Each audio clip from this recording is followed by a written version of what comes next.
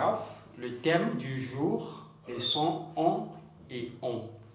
Alors, nous avons quelques séries de questions au tableau, de phrases au tableau, dans lesquelles nous devons normalement compléter ces phrases avec le son on et on. Sauf que les deux sons ne sont pas les mêmes. Donc, la flèche, le signe de différence est là. Les deux sons ne sont pas les mêmes. Alors, le premier on, c'est un pronom personnel de la troisième personne du singulier.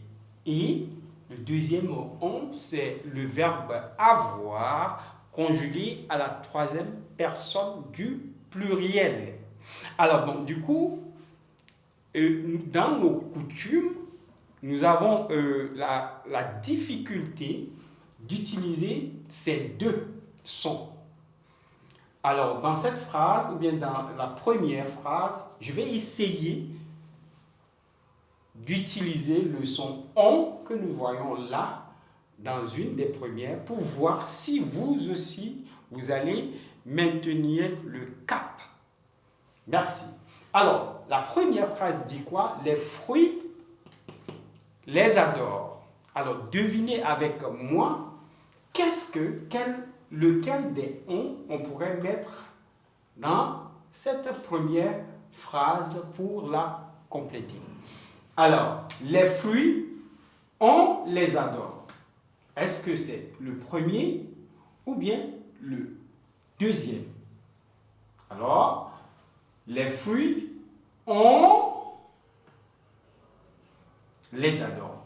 Parce que ici, on parle d'un pronom personnel. On adore les fruits. On adore les fruits. On les adore. Dans la deuxième phrase, les élèves ont des devoirs. Ici, vous allez voir que le verbe avoir exprime toujours la possession. La possession. Ce que vous avez. Donc, du coup, les élèves ont un devoir.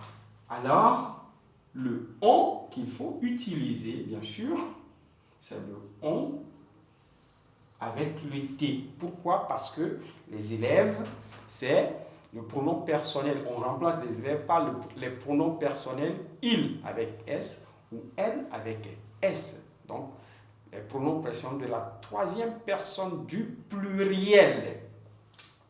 Les enfants ont des droits aussi, comme les adultes d'ailleurs. Donc, du coup, ici, avoir, ont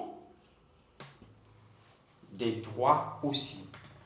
Les vendredis, on est si fatigué.